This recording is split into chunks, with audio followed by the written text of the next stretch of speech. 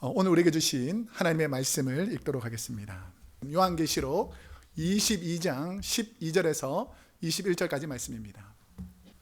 보라, 내가 속히 오리니 내가 줄 상이 내게 있어 각 사람에게 그가 행한 대로 갚아 주리라.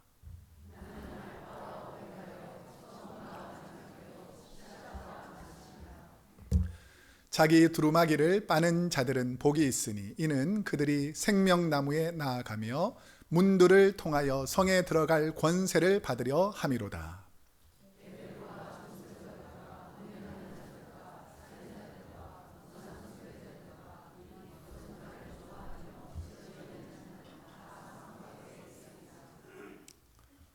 나 예수는 교회들을 위하여 내 사자를 보내어 이것들을 너희에게 증언하게 하였노라. 나는 다윗의 뿌리요 자손이니 곧 광명한 새벽별이라 하시더라. 성령과 신부가 말씀하시기를 오라 하시는도다. 듣는 자도 오라 할 것이요 목마른 자도 올 것이요 또 원하는 자는 값없이 생명수를 받으라 하시더라.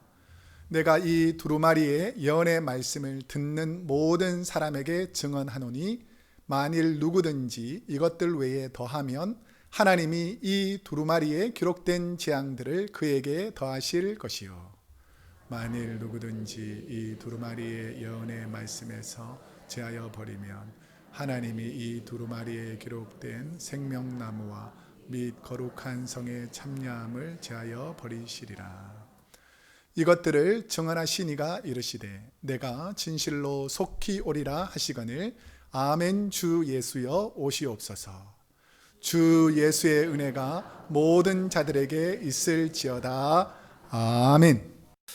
오늘은 요한계시록 22장 12절에서 21절까지 말씀을 중심으로 내가 진실로 속히 오리라 는 제목으로 하나님의 말씀을 선포하겠습니다. 오늘은 요한계시록 강해 설교 마지막 날이라서 요한계시록 전체의 말씀을 요약하면서 강해 설교를 마무리하려고 합니다. 그러니까 오늘을 잘 들으면 엄청난 도움이 됩니다.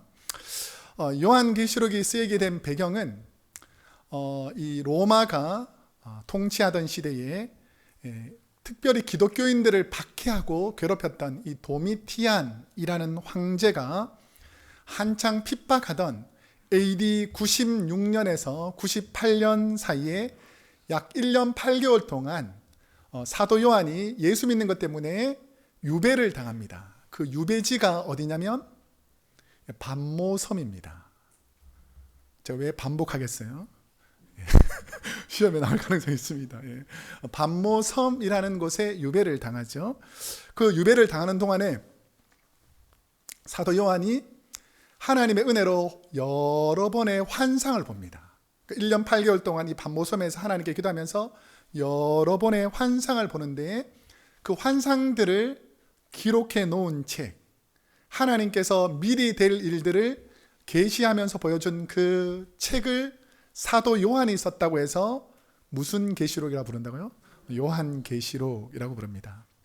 요한계시록 1장 1절에 보면 예수 그리스도의 뭐라고 되어 있죠? 계시라는 것입니다.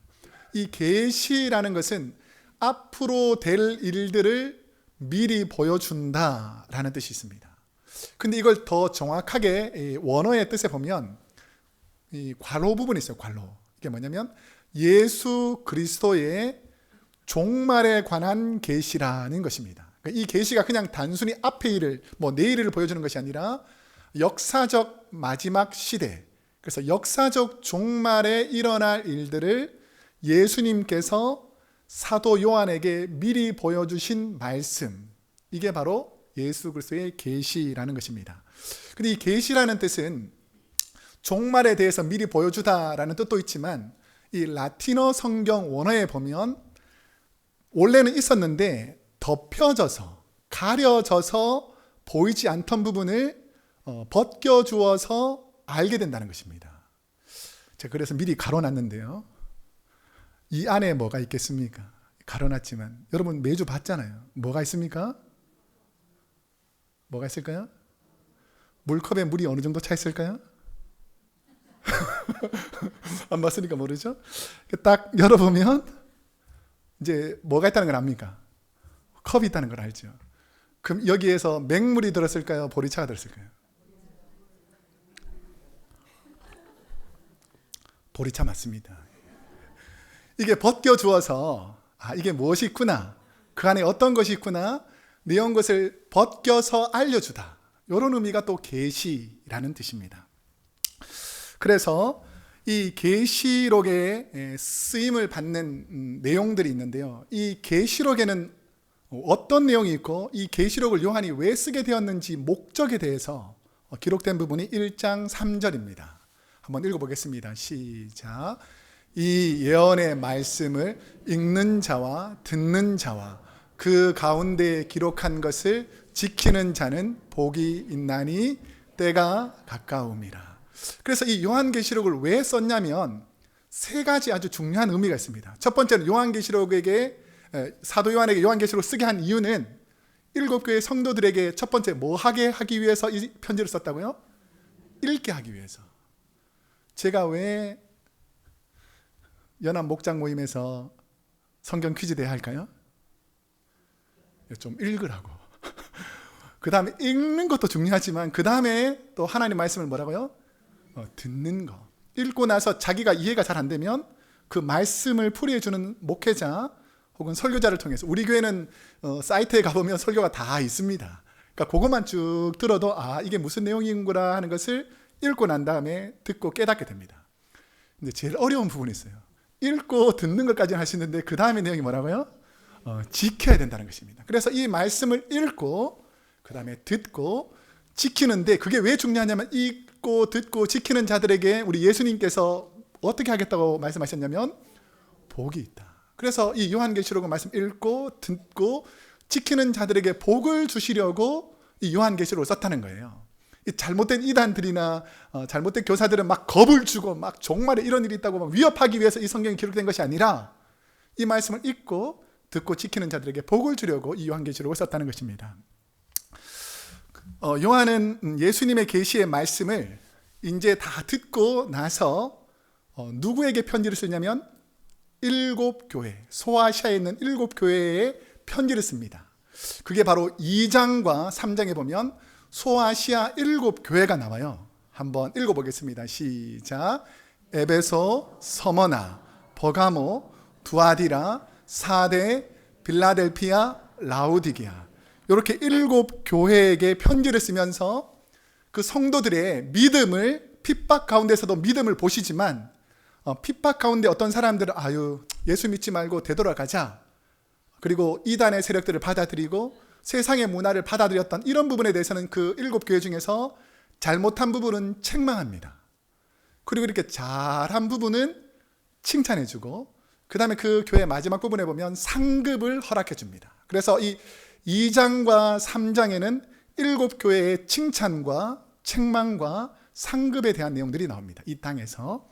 자, 그런데 이제 예수님께서 요한에게 다시 환상을 보여주시면서 요한계시록 4장과 5장에서는 좀 전까지 땅의 걸 보여줬다면 이제 다시 미래에 있을 하나님의 나라에서 드려지는 예배를 보여주십니다. 그러면서 구원받은 성도들이 천국에서 드릴 예배의 모습을 성령의 감동이 된 요한에게 미리 보여주시는데, 하나님의 오른손에 보니까 7인으로 봉해진 두루마리를 가지고 하나님께서 오른쪽 그림에 보니까 보좌 한가운데 빛으로 딱 앉아 계시는 거예요. 근데 요한이 하늘을 보니까 그 보좌 우편에는 어린 양 누가 계실까요?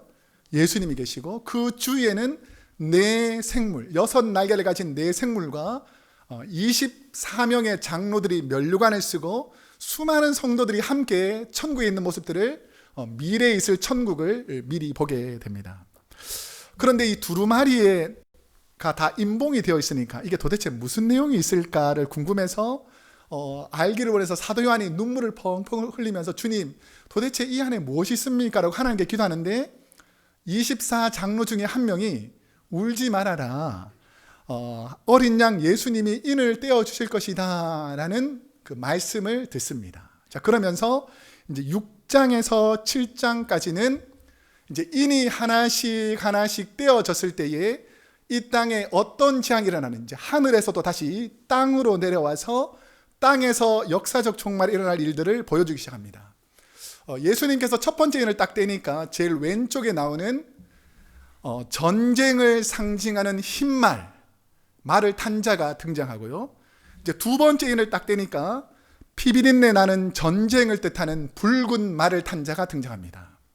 세 번째 인을 떼니까 기근과 굶주림을 상징하는 검은 말을 탄 자가 등장하고, 네 번째 인을 떼니까 청황색 말, 죽음을 상징하는 청황색 말을 탄 자가 등장하는데, 그러면서 이 땅에 여러 기근과 고난과 어려움이 쭉 닥치면서 이제 일곱 번째 인이 딱 떼지고 나면 끝이 날 줄 알았는데, 일곱 번째 인을 딱 떼니까 계시록 8장에서 15장에 보니까 다음 그림에 일곱 나팔을 든 천사들이 쭉 다시 등장하는 거예요. 8장에서 15장. 그래서 일곱 천사가 나팔을 불 때마다 다시 땅의 재앙이 이 땅에 일어나는 것을 환상으로 보게 되는데, 이게 지금 나팔 재앙하고 그 다음에 일곱 재앙인 대접 재앙인데요, 순서는 같은데 내용이 달라요. 이게 뭐냐면 첫 번째 나팔을 쭉 부니까 온 땅의 3분의 1이 재앙으로 고통을 당합니다. 그 다음에 두 번째 나팔을 부니까 바다의 3분의 1이 고난과 재앙을 당합니다. 또 세 번째 나팔을 부니까 땅에 있던 물과 샘의 군원들이 다 오염되어 가지고 땅의 3분의 1이 오염됩니다. 그 네 번째에는 해와 달과 별이 빛을 잃어 가지고 땅의 3분의 1이 고통을 당하고, 그 다음에 황충이 날아오고 온갖 고난을 이 나팔 재앙을 통해서 받게 됩니다. 자, 그런데 이 8장에서 15장 사이에 있는 나팔 재앙 사이에서 또 다시 하나님께서 하나님 나라의 모습을 보여주시는데, 그 다음 그림을 보여주시면 계시록 12장에서 한 여인이, 왼쪽에 보면 밝은 빛으로 있는 모습인데 잘 안 보이는데, 이 여인이 자녀를 출산하는 모습을 보여줍니다. 자녀를 출산하는. 그래서 이 여인, 제가 지난번에 표지파처럼 여인이 자녀를 출산하는 것이 무엇을 상징하냐면, 교회가 성도를 이 땅에 만들어 나갈 때에 그 바로 앞에 보니까 일곱 머리를 가진 붉은 용. 붉은 용은 뭐라 그랬죠? 사탄. 그러니까 사탄들이 성도들의 이 땅에 복음 전하는 것을 방해하기 위해서 딱 앞에서 기다리고 있다라는 것입니다. 자, 그러면서 이제 12장에 교회와 교회를 위협하는 사탄에 대해서 설명했다면, 이제 13장에는 사탄과 사탄을 따르던 짐승들에 관한 내용이 요한계시록 13장에 보면 나옵니다. 우리가 잘 알겠지만 붉은 용은 무엇을 뜻한다 그랬죠? 사탄. 그 사탄을 따르던 무리들 중에서 정치라든지, 예를 들면 공산주의, 뭐 로마의 황제, 아니면 여러 문화, 이슬람, 이런 종교를 가지고 성도들을, 기독교인들을 박해했던 짐승 같은 존재를 바다의 짐승이라 부릅니다. 뭐라 부른다고요? 바다의 짐승. 그래서 지금 바다에서 올라오는 짐승이 있고요, 그 다음에 땅에서 올라오는 짐승이 있는데, 이 땅에서 올라오는 짐승들은 거짓 교사, 이단들. 그래서 문선명이나 뭐 여러 가지 오늘날에도 많은 이단들이 있지 않습니까? 이단들을 뭐라 부른다고요? 땅에서 올라온 짐승들. 이런 내용들이 용과 바다에서 올라온 짐승과 땅에서 올라온 짐승들에 관한 내용들이 쭉 기록되어 있습니다. 자, 그러면서 계시록 16장에서 18장, 이 마지막 장에는 이제 여섯 번째에서 일곱 번째 나팔이 착 불고 나니까 일곱 번째 나팔에서 끝이 나는 것이 아니고 일곱 천사가 대접으로 이 땅에 똑같이 재앙을 내리기 시작하는데, 나팔 재앙하고 순서는 같은데 일어나는 일들이 다릅니다. 이게 뭐냐면 첫 번째 대접을 땅에 부으니까 땅 전체가 재앙을 받아서 멸망당합니다. 두 번째는 대접을 바다에 부으니까 바다 전체가 오염되어서 생물들이 다 죽습니다. 세 번째는 물샘과 근원마다 이 재앙이 임하니까 많은 생물들이, 이 기원들이 다 죽고, 네 번째는 해가 빛을 잃어서 온 땅이 깜깜해지고, 그 다음에 이제 여섯 번째, 일곱 번째까지는 온갖 재앙으로 인해서 사람들이 고통당하면서 죽음으로 몰려가는 모습들이 등장합니다. 근데 그 사이에 16장에서 18장 사이에 보면 이 악을 일으켰던 문화, 그 다음에 거짓을 일으켰던 문화를 중에서 종교를 이용해서 음란하게 행했던 이 음녀가 등장하거든요. 음녀. 근데 음녀를 이 계시록 11장에 보면 붉은 용들과 짐승이 오히려 자기네끼리 싸우면서 이 음녀를 불태워 죽여버리는 것이 17장에 보면 나옵니다. 그 다음에 19장과 20장에 보면 우리 주님께서 흰 보좌에서 심판하러 오시는데 땅에서 있었던 짐승들, 그 다음에 바다에 왔던 이 거짓 지도자들을 다 지옥불에 넣고 그 짐승의 표를 받았던 모든 악한 사람들, 죄인들을 다 지옥불에 넣고 난 다음에 우리 지난 시간에 배웠는데 붉은 용, 사탄을 잡기 위해서 한 천사가 두 가지를 들고 이 땅에 오죠. 뭐와 뭐죠? 쇠사슬하고 열쇠를 가지고 용을 결박시켜 가지고 무적행에게 영원히 넣었다가 잠깐 꺼내서 어떻게 합니까? 심판하고 지옥부의 문을 닫아버리는 거. 이게 바로 이 땅에서 일어나는 마지막 종말의 현상입니다. 그러면서 오늘 본문에는 21장, 22장에는 새 하늘과 새 땅, 새 예루살렘으로 상징되는 이제 천국의 모습을 다시 앞으로 있을 하나님의 나라의 모습을 사도 요한에게 보여줍니다. 그러면서 핍박과 고난 속에서도 믿음을 잃지 않고 신앙을 지키던 사도 요한이 활동하던 그 로마 시대에 7 교회 중에서도 믿음을 지켰던 성도님들은 어디로 갈까요? 새하늘과 새 땅에 있는 하나님 나라에 가는 모습을 보여주고 오늘날에도 이슬람의 핍박과 공산주의의 탄압 속에서도 끝까지 믿음을 지켰던 믿음 생활 잘했던 성도들이 갈 곳을 어디라고요? 하나님 나라라고 보여주는 것이 요한계시록의 마지막 부분입니다. 그러면서 예수님은 핍박받던 초대교회와 오늘날 성도들에게 주님이 언제 오시겠다라고 말씀하시냐면, 자 12절 말씀을 우리 한번 함께 읽어보겠습니다. 시작. 줄 상이 내게 있어 각 사람에게 그가 행한 대로 갚아주리라. 어떻게 오시겠다고요? 속히 오겠다. 우리 요한계시록 오늘 22장에만 3번이나 기록되어 있습니다. 7절, 12절, 20절에 보면 내가 속히 오리라 라고 말했습니다. 자, 그러면 이 속히에 대한 말이 아주 중요한데요.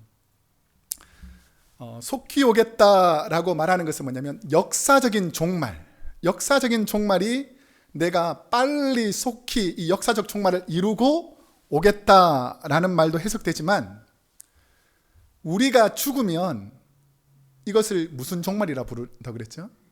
개인의 종말. 그러니까 개인의 종말이 딱 일어나게 되면 그 다음에는 누구를 만날 가능성이 높습니까? 잘 모릅니까? 여러분이 죽으면 누구를 만날 가능성이 높습니까? 이런 믿음이 확신이 없어가지고 예수님 만날 줄로 믿습니다. 그러니까 우리가 죽으면 예수님을 맞이하는 것, 이것을 개인의 종말이라 그래요. 그러니까 이 개인의 종말도 속히 이루어지게 해주겠다라는 것입니다. 그러면 이 죽음이 무엇인가를 생각해 보면, 죽음 이후의 세계는 시간과 공간의 개념을 벗어나서 또 다른 높은 차원의 세계이기 때문에 진실로 속히 온다는 말은 개인적 종말을 맞은 분들과 역사적 종말을 맞이하는 시대에 사는 모든 사람에게 주님 만날 날이 멀지 않았다는 것입니다. 저와 여러분은 개인적인 종말, 죽음을 맞이할 것 같습니까? 안 할 것 같습니까? 나는 영원히 살겠다고 착각하는 분 한 분도 없죠. 그러니까 주님 만날 날이 가까웠다. 그러니까 내가 속히 만날 것이다. 이런 의미로 내가 속히 오겠다라는 말입니다. 우리 권사님 계셔서 조금 말씀드리기 그렇지만, 지난 금요일에 우리 이선비 권사님 남편이신 우리 이신소 집사님 임종을 앞두고 권사님과 함께 예배를 드렸습니다. 그 예배를 드릴 때는 우리 돌아가시기 전에 이렇게 예배를 드리잖아요. 근데 제가 이제 신방을 하다 보면 이제 돌아가시겠구나라는 마음으로, 권사님이 이제 좀 마음이 급하니까 저희도 부르고, 또 시카고나 샌루이스 사는 우리 큰아드님, 둘째 아드님도 이렇게 부르는 거예요. 그런데 이제 멀리 계시다 보니까 비행기를 타고 와야 되지 않습니까? 근데 우리는 이제 한 11시 전에 도착해서 보니까 어쩌면 하나님께서 곧 부르실 것 같은 거예요. 그래서 어떻게 했냐면, 우리가 하나님 부르시기 전까지 찬송 부릅시다. 그러면서 저하고 저희 아내 그리고 이제 오셨던 우리 권사님들하고 찬송을 부르기 시작했어요. 제가 왜 이런 찬송을 돌아가시기 전에 있는 분들에게 부르냐면, 돌아가시면 전혀 감각이 없을 것 같지만 이제 말을 할 수 있는 시간이 지나고 이제 말을 할 수 없는 시간에도 이제 숨만 이렇게 가쁘게 쉬는데도 우리가 찬송을 옆에서 쭉 부르잖아요. 그러면 모든 기관이 이제 신체가 다 이제 힘이 없어서 꼼짝을 못 하는데, 찬송을 부르고 나면 이 돌아가시기 전에 어르신들이 대부분 눈물을 이렇게 쭉 흐릅니다. 자연적으로 이렇게. 그러니까 이 말을 거꾸로 생각해 보면, 우리가 예배 드리는 모습을 힘껏 표현은 못하지만 들린다라는 것을 알 수가 있잖아요. 그러면서 이제 예배를 드리면서 우리 권사님한테 여쭤봤어요. 아드님하고 언제 오십니까? 그러니까 큰 아드님은 한 4시쯤, 둘째 아드님은 5시쯤 올 거라는 거예요. 그러면서 이제 그 얘기를 듣고 제가 왔습니다. 근데 한 6시쯤 지나서 권사님이 이제 전화가 온 거예요. 눈물 흘리시면서 하나님께서 우리 남편 부르셨습니다 했는데, 그 시간이 몇인 줄 아세요? 오후 6시 15분이었어요. 이분이 돌아가시는 그 상황 속에도 누구를 기다린 것 같습니까? 사랑하는 자녀를 기다렸다라는 그 마음이 들더라고요. 그러니까 이 죽음의 시간을 앞두고 있는 모든 사람에게도 하나님의 때가 다가오고 있다는 것을 다 알고 있습니다. 오후에 또 임종 예배를 드리면서 이제 돌아가신 다음에 우리 장로님들과 우리 가족들이 함께 예배를 드렸어요. 물론 제가 처음에 갔었을 때는, 7년 전에 갔었을 때는 막 건강하게 오셔가지고 내려오셔서 예배도 드리고 찬송도 같이 하고 말씀을 많이 하셨는데, 올 초에 이제 신방을 갔더니 이제 거의 기력이 없어서 겨우 내려오셨다가 이제 올라가셔서 예배를 드렸어요. 근데 이제 한 2달쯤 전에는 이제 권사님이 식사를 안 하니까 어쩌면 돌아가실 것 같다, 이런 말씀을 하셔서 갔더니 진짜 아무 음식도 드시지 못하는 그런 연약함이었는데, 예배를 드리면 같이 찬송을 부르시는 거예요. 그러면서 그 마지막에 우리가 떠날라 그러면 목사님, 사모님 와주셔서 감사합니다 라고 고백하더라는 거죠. 하나님 나라에서 꼭 다시 만날 줄로 믿습니다. 이처럼 우리에게는 모든 사람들이 가야 하는 그 개인적인 종말이 있는데, 어떤 분에게는 더디 가는 것 같지만 어떤 분은 우리 주님이 속히 만나 주신다는 거예요. 그럼 어떤 분들은 우리 주님께서 좀 오래 두시고 어떤 분들은 속히 만날까 생각해 보면, 이 땅에서 순교당하고 고난받고 어려운 분들은 우리 주님께서 얼른 하나님 나라 부르셔서 속히 만나 주실 줄로 믿습니다. 저와 여러분은 어떤 분들은 시간이 있으니까 그 시간의 여유를 가지고 주위에 있는 분들에게 복음을 전달하고 잠깐 시간을 연장시켜 주시는 것이죠. 주님의 말씀 속에 속히 오리라는 의미는, 요한 당시 로마의 핍박과 고난 중에 순교하는 주님의 자녀들에게, 너희가 이렇게 핍박받고 고난받는 모습을 내가 더 이상 보지 못하겠다, 순교를 통해서 내가 속히 오게 하겠다라고 해서 그들을 부르시는 것입니다. 이 땅의 생을 마감하게 하시는 의미와 함께 오늘 우리는 또 역사적 종말을 기다리는 저와 여러분에게도 복음이 전해지는 그곳에 주님께서 다 전해지면 속히 오신다는 약속을 성취하실 것입니다. 저는 주님이 천군 천사가 나팔 불며 천국에서 우리의 이름을 부르시는 재림의 때에 천국에서 우리 성도님들 다 만날 수 있기를 축복합니다. 그곳에서는 우리 부모님도 있을 것이고 형제 자매도 있을 것이고 우리 크로스교회 성도님도 있을 것인데, 신앙의 동력자들, 자녀들, 제가 이런 다시 만나는 재회, 속히 오신 주님을 하나님 나라에서 다시 만나는 재회를 생각할 때마다 제가 이전에 봤던 영화, 제가 TV에서도 여러 번 봤던 영화가 하나 있어요. 제가 몇 번 말씀드렸는데 이게 바로 타이타닉입니다. 혹시 못 보신 분은 오늘 가서 잘 OST만 들어도 이 내용의 스토리를 볼 수 있어요. 이 내용은 뭐냐면 남자 주인공이 있습니다. 저기 위에 보면 좀 잘생긴 남자 주인공이 있죠. 그 친구 이름이 뭐냐면 디카프리오입니다. 디카프리오, 레오나르도 디카프리오. 이 남자 주인공이 이 내용에서 보면 미국으로 가는 배 티켓을 이렇게 얻게 돼요. 근데 배 안에서 우연히 누구를 만나냐면 귀족인 아름다운 여인을 딱 만나게 됩니다. 그렇게 해가지고 이제 우여곡절 끝에 이 친구가 귀족들이 드리는 그 파티장에 갔는데 맞지 않는 옷을 입고 파티를 즐기다가 이것은 아니다 싶어서 나오면서 이 여인에게 쪽지를 딱 써주는 게 있어요. 쪽지를 딱 주면서 그 위에 그림을 보면 왼쪽에 있는 게 그 시계탑입니다. 시계탑. 그래서 뭐라고 딱 써주냐면 시계탑 앞에서 만납시다 이렇게 하고 보내줘요. 자, 그러면 이제 이 여인이 내려와서 다시 이제 시계탑 앞에서 딱 만나는 장면이 있거든요. 그 시계탑에서 만난 다음에 이제 진짜 파티를 하면서 막 즐겁게 행복하게 지내는 모습이 있는데, 자, 그런데 이 스토리를 잘 아시겠지만 타이타닉 배는 결국은 어떻게 됩니까? 침몰해서 결국은 남자친구가 죽잖아요. 근데 이 여인이 날마다 이 OST 노래 들어보면 나는 날마다 꿈을 꾸는데 누구 만나는 꿈을 꿀까요? 시계탑 앞에서 내 사랑했던 연인을 만나는 꿈을 꾼다. 그러면서 이제 딱 만나니까 그 밑에 그림 보면 주위에 많은 사람들이 있잖아요. 그래서 이 두 사람이 딱 만나니까 많은 사람들이 막 박수를 치면서 환영을 합니다.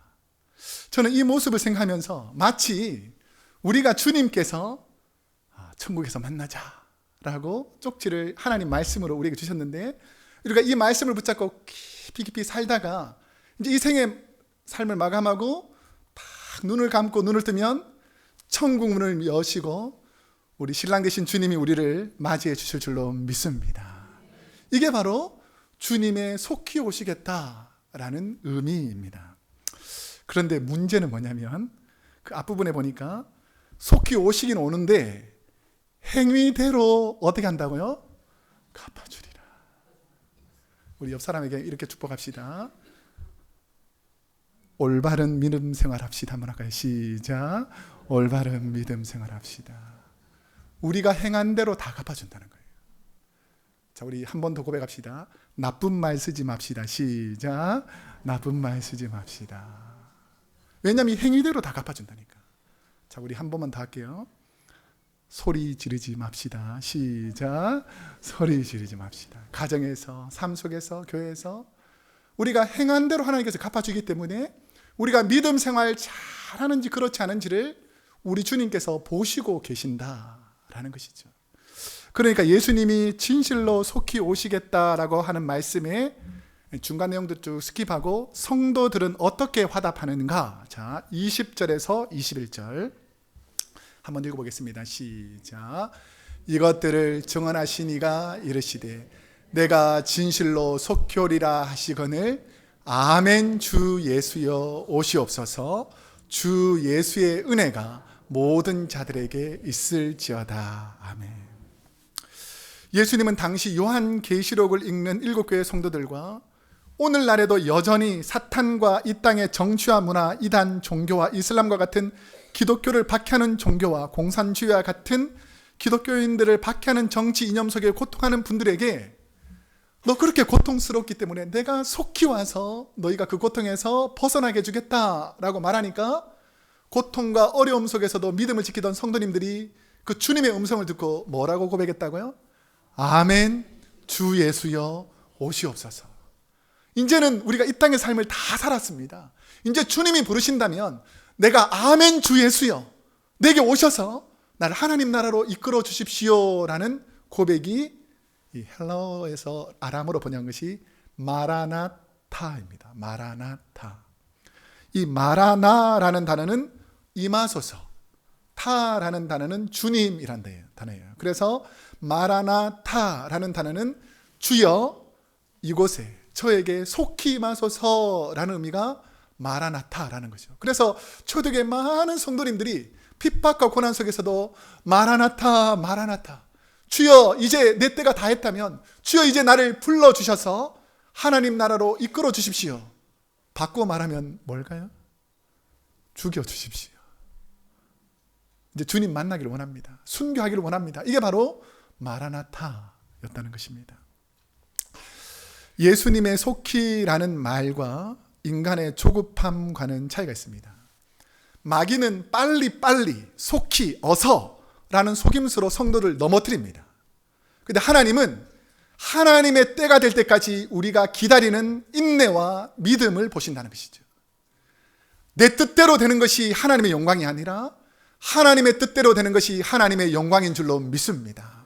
그래서 많은 사람들이 자꾸 내가 원하는 대로, 내 방식대로, 내 생각대로 하나님의 때를 판단하고 결정하기 때문에 종말론에 대해서 잘못된 종말론들, 이단들이 등장한 것이죠. 제가 한 예화만 들겠습니다. 알렉산더 대왕이라고 우리 역사적인 아주 훌륭한 대왕이 있잖아요. 이 사람이 사냥을 너무너무 좋아했어요. 그러니까 신하들이 알렉산더 대왕한테 좀 이게 아부하고 잘 보이려면 무엇을 선물했냐면 사냥개를 많이 선물했어요. 근데 이제 아주 훌륭한 사냥개 2마리를 친구처럼 지내던 충신이 선물해 줬습니다. 그러니까 사냥을 좋아하던 알렉산더가 사냥개 2마리를 끌고 나갔더니 막 토끼들이 막 쫓아다니는 거예요. 그러니까 사냥개를 보고 잡아! 그러니까 어떻게 했겠어요? 사냥개가 눈만 멀뚱멀뚱 뜨고 안 가는 거예요. 신하들도 가라 그러면 막 가는데 사냥개가 말을 안 들어요. 빨리 안 가! 그러니까 안 가요. 나 안 가면 죽는다! 걔가 말을 못 알아들으니까 안 가요. 이분이 너무 화가 나가지고 개 2마리를 그냥 죽여버렸어요. 그리고 이제 돌아와가지고 그 신하를 불러가지고 어떻게 토끼 한 마리도 제대로 못 잡는 이런 사냥개를 나한테 줬느냐라고 말하니까 그 신하가 뭐라 그러냐면, 알렉산더 대왕님, 이 사냥개들은 토끼나 잡으라고 훈련된 이 사냥개가 아니라 아주 사나운 곰이나 맹수들, 왕을 위협하는 그런 강력한 힘을 가진 것들을 제압하라고 훈련된 사냥개지 이 토끼 몇 마리 잡으라고 훈련된 개가 아니다 라고 말했다는 것이죠. 제가 이 글을 읽으면서 깨달은 게 있었어요. 여러분, 내가 원하는 대로 되는 것이 잘 되는 게 아닙니다. 하나님께서 원하시는 대로 되는 것이 더 잘 되는 것인 줄로 믿습니다. 주님 속히 온다 그랬으면 빨리 와야지 왜 안 오십니까? 라고 따지는 것이 아니라 이 성도들의 말, 주님이 내가 속히 오리라 라고 했는데 성도들의 말이 아주 중요합니다. 자, 뭐라 그랬죠? 아멘, 주 예수여 오시옵소서. 결정권이 내한테 있습니까? 주님께 있습니까? 주님께서 결정하시는 때 오시겠다는 거예요. 그럼 왜 주님께서 속히 오지 않는가? 저 죽어가는 영혼들을 한 영혼이라도 더 살리는 그 주님의 사랑의 마음이 우리 주님 안에 있는 줄로 믿습니다. 이제 말씀을 맺겠습니다. 이번 주에는 우리 지역에 홈레스 분들에게 이렇게 매주 음식을 제공하는 오픈도어 미션이라는 팀을 우리 교회가 한 달에 한 번씩 만나서 오랫동안 돕고 있습니다. 근데 매년이면 그분들이 이 추운 겨울에 어려움을 당할 때를 대비해서 우리 시무 권사회에서 모자하고 양말하고 두꺼운 양말하고 또 얇은 양말들을 준비해서 그분들에게 드립니다. 여러분이 이렇게 사는 것이 하나님의 은혜라면 아직도 주님을 몰라 방황하는 분들에게 이번 겨울에는 사랑을 전할 수 있기를 축복합니다. 지나가는 나그네에게 냉수 한 그릇이라도 대접하면 그게 바로 주님께 한 것이다 라는 것이죠. 또한 우리 교회는 이번 성탄절에 오클랜드에서 하역하는, 그러니까 동남아나 여름 이 따뜻한 지역에서 오시는 그 일꾼들이 이 추운 오클랜드에 오게 되면 추위에 떨까봐 오클랜드 항구 사역을 하시는 유 목사님이라고 우리 교단 목사님이 계십니다. 그래서 우리 교회가 그 추위에 떠는 분들 위해서 방한복, 외투를 100벌 정도 도와드리기로 약속을 했어요. 그 외에도 우리가 여러 일들을 하고 있습니다. 전 세계 가난하고 힘든 어려운 분들을 위해서 우리 음식을 키즈 어게인스트 헝거를 통해서 돕기도 하고, 멕시코에 어렵고 힘든 사람들을 위해서 우리 수년간 집을 지어주다가 이제 우리 청년들이 많이 없어서 최근에는 어려운 현지인들을 돕고 있습니다. 이처럼 우리가 받은 은혜를 하나님을 위해서 사용하면 하나님께서 더 좋은 것을 우리에게 더해 줄 줄로 믿습니다. 어쩌면 이 땅은 빈손으로 왔다가 결국 빈손으로 가는 거예요. 근데 하나님 나라는 내가 이 땅에서 무엇을 가지고 있느냐에 하나님은 관심이 없습니다. 내가 이 땅에서 무슨 명예와 권력을 가졌다는 우리 하나님은 관심이 없어요. 네가 얼마나 복음 전하다가 하나님의 나라를 확장하고 주님께 왔느냐, 우리 하나님은 그것을 물으신다는 것이죠. 저는 우리 크로스웨이 교회의 목적이 여기에 있는 줄로 믿습니다. 그래서 우리를 통해서, 우리 교회를 통해서 아직도 복음을 듣지 못하는 사람들이 우리의 사랑과 우리의 섬김을 통해서 주님께 돌아온다면 우리는 그것으로 충분한 거예요. 세상이 몰라줘도, 때로는 주위의 사람들이 몰라주어도 하나님이 우리를 보시고 계시기 때문에 그것으로 충분한 것입니다. 그 믿음으로 사시기를 축복합니다. 기도하겠습니다.